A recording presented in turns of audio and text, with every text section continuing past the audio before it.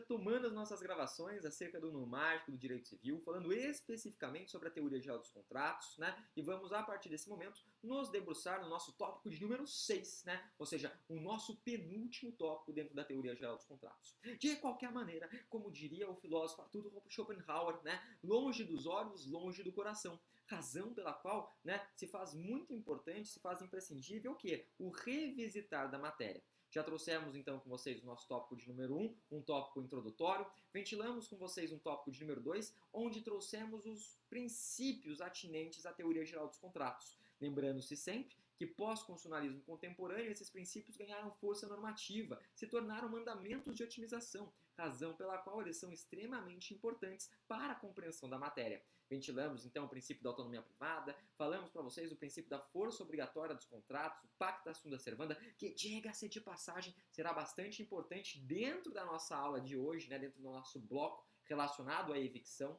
Ventilamos com vocês a função social, falamos do princípio da boa-fé e dos seus conceitos parcelares, né, suppressio suffectio, tu quoque, dudit mitigate de loss, venire contra factum proprium, né, non potest, e fomos além.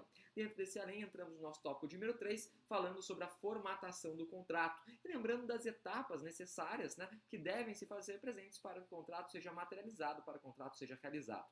Entramos daí no nosso tópico de número 4, um tópico bastante importante, né, pelo menos nesse período de COVID-SARS-2, nesse período de pandemia, nesse período de Covid-19. Ventilamos, né, a teoria da revisão judicial. E qual que foi a teoria da revisão judicial adotada? O Código Civil, ele abraça duas teorias, né, até para não gerar discussão. Ele abraça a teoria da onerosidade excessiva e também, na verdade, abarca aí a teoria da imprevisão, né, com laço na chamada cláusula rebus sic stantibus. Fomos no nosso tópico de 5 e ventilamos aí um tópico bastante usual, né, que é justamente o tópico relacionado aos vícios redibitórios, aqueles vícios ocultos, que muitas vezes despontam, trazendo uma desvalorização do produto do contrato ou até mesmo tornando-o impróprio ao fim a que se destina. Até aí, mais do que so far so good, até aí, super tranquilo, leve, sussa, show, né? Vamos então além, vamos começar a falar com vocês do nosso tópico de número 6. Tópico de número 6, mais uma vez, tópico de número 6. Gente, o tópico de número 6 diz respeito à evicção, né? Mais uma vez, evicção,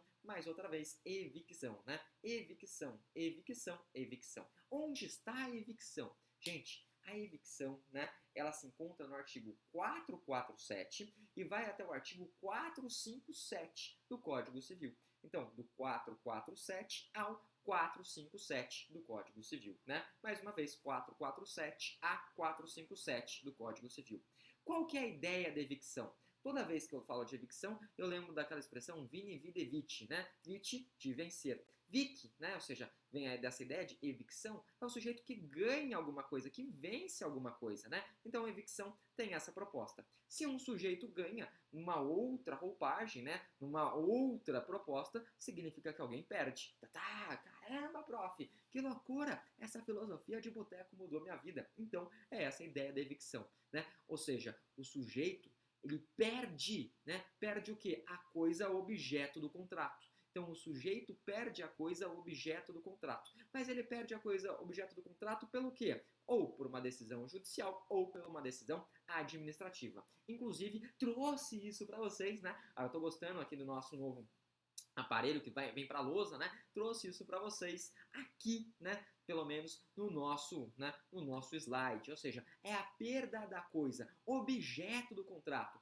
diante de uma decisão judicial, de um ato administrativo que atribui a um terceiro. Notem, acontece com grande frequência, acontece com grande periodicidade. Não por outra razão, né? É um assunto que cai com grande frequência nos concursos, que cai com grande frequência, né, aí nesses certames. Ou seja, cai mais do que o Neymar, né? Dentro de teoria geral dos contratos, evicção é um dos nossos top 5. O que é o top 5 aqui, né, que detona? Ou seja, não vale falar top 5, revisão judicial é um, princípios é outro, ou seja, traz todos os tópicos. Não, gente, né? Evicção é importante, revisão judicial é importante, tudo bem? E, por demais, os princípios são importantes. A introdução não é tão importante, né? E a formatação do contrato também não cai com grande frequência. O que é importante? Princípios, teoria geral dos contratos, princípios, mais uma vez, princípios. detona de estudar em princípios, né? O que mais que é importante falar, né? Importante falar da revisão judicial e é importante falar da evicção. Então, evicção também detona. Evicção detona, tudo bem? Vícios retibitórios mais ou menos, mas evicção com muita frequência. O que acontece na evicção? Gente, vamos supor que eu seja uma pessoa. Caraca, prof, achei que você não fosse, né? Então, eu sou uma pessoa. E eu estou discutindo, né, a propriedade de um bem com outro. Eu tenho, inclusive, né, uma questão judicial. Eu estou discutindo com um outro indivíduo, com quem? Com Caio, né? Estou discutindo com Caio de quem que pertence aquele bem. Que bem? Um carro, né? Gosto de um carro, gosto de um veículo automotor. Então, eu discuto, né, com Caio o pertencimento, né, de determinada propriedade, né, a propriedade de um bem. Qual bem? Um carro. Show de bola. Vocês não sabem. Caio, né, começa a se apertar, começa a estar endividado, começa a sofrer execução, ele passa o carro para frente. Que putaria é essa? O carro teoricamente era meu, né? What the fuck is this? Não é isso? 50 tons de cinza? Por isso que 50 tons era mágico, não é isso? 50 tons de cinza de liberdade mais escuros. Fiquei pistola, né? Ele passa esse bem para um terceiro. Para quem? Para Tício, né? Então eu estou discutindo com o Caio um carro e esse Caio vende esse carro para Tício. Show de bola, né? Então, Caio, ele é quem? Caio é o alienante. E Tício? Tício é o adquirente. Em breve, né, trarei mais apontamentos sobre essa evicção. Mas qual que é a ideia? A ideia é o seguinte, eu vou entrar aqui com uma ação reivindicatória. Eu vou falar, what the fuck is this? Que bodega é essa? O carro é meu, né? Como que o Caio tá passando pro Tício? E eu vou pleitear o quê? Vou pleitear que esse carro não vá para Tício, que esse carro, né, retorne aí aos meus bens. Show? Então essa é a ideia da evicção. Se eu ganho a ação, eu vou ser chamado de evictor. Evictor, porque evictor, né? Victor vem de vitória. Caramba, prof, eu ganhei, né? Lembre-se sempre que quando termina em R, é o sujeito que ganha, evictor. E outro sujeito, né?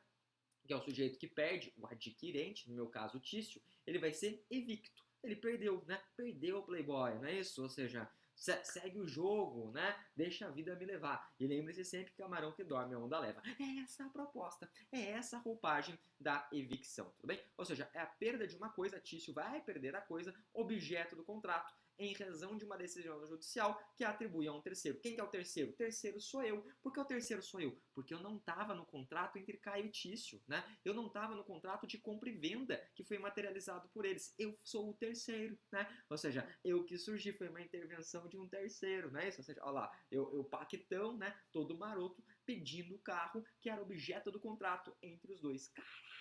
Então, isso é o Instituto da Evicção, né? Espero que com esse exemplo tenha tornado a matéria muito mais clara e muito mais transparente. De qualquer maneira, é importante dizer, né, que existe garantia legal contra a evicção, né? E lembre-se sempre, falei disso inclusive em relação aos vícios redibitórios. Para a existência dessa garantia legal, nós precisamos três coisas. Por que três, né? Porque três é mágico. Porque 3 é holístico, né? Porque 3 é Pai, Filho e Espírito Santo, é Isos, Elis e Horus, é Zeus, Hades e Poseidon, não é isso? 3 aí é o nosso número mágico. O que a gente precisa para que haja uma garantia legal, né, com relação à evicção? Gente, é preciso que Caio, né, e Tício celebrem um contrato, né, bilateral. Um contrato bilateral, duas pessoas, né?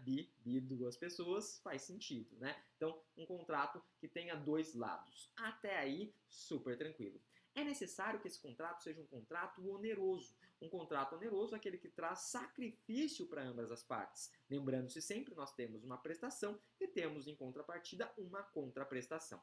E derradeiramente, que nós tenhamos um contrato comutativo. Comutativo, né, só repaginando, só revisitando, significa o quê? Significa que as prestações já são conhecidas, né? Então, vou deixar aqui a lousa, vou deixar aqui o quadro e vou trazer outros apontamentos para vocês. Quais apontamentos? O seguinte, né? Inclusive, eu acho que eu não trouxe isso na observação aqui subsequente, né? Só deixa eu ver se eu trouxe, não trouxe? Não trouxe, né? Então, vamos voltar aqui, tá? O que acontece? Eu falei que a garantia legal contra evicção para os contratos bilaterais, onerosos e comutativos. Exatamente igual ao vício redibitório. Só que o que é importante dizer?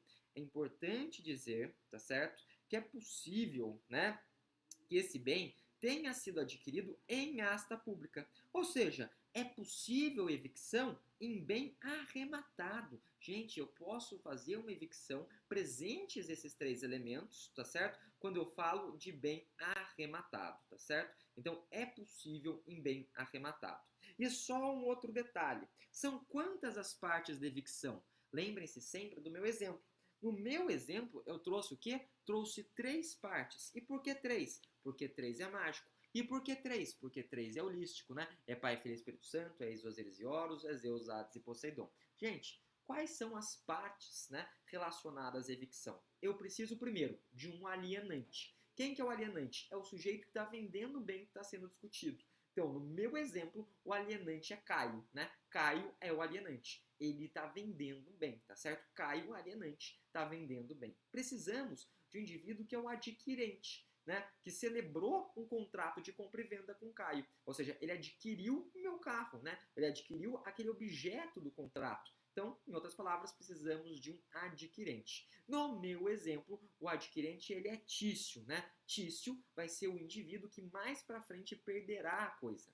Esse adquirente recebe o nome de evicto, né? Evicto sem o R. Então, evicto é o sujeito que perde. Então, evicto é o sujeito que vai perder a coisa. Evicto, né? Evicto. Evicto perde a coisa. Também conhecido como e-vencido. E-vencido porque perdeu o Playboy, né? Lembrando-se sempre, camarão que dorme não dá leva, tá certo? Então, Tício perdeu aí o bem. E quem que é o terceiro? O terceiro sou eu, né? Ou seja, o terceiro sou eu. O terceiro nada mais é do que o chamado evictor, né? O terceiro é o evictor. Grifem o R de baixo. Evictor. Evictor porque ele ficou com a coisa. Ele ficou com R, né? Também conhecido como e-vencente, porque ele venceu. Então, o que perde é o e-vencido, o que ganha é o e-vencente. É ele que vai ter, na verdade, uma decisão judicial favorável. É ele que vai ter, em verdade, né, a apreensão daquele objeto em seu favor. Então, em outras palavras, essa, pelo menos, é a ideação que eu tenho inicialmente para trazer com vocês com relação ao Instituto da Evicção. No próximo bloco, vamos além, né? Quero trabalhar um pouco mais acerca desse instituto apaixonante trabalhado e trazido nos artigos 447 a 457. Até lá, deixo para todos, como sempre, né? Ou seja, as usual, um forte abraço e excelentes estudos. Até mais, gente. Tchau, tchau.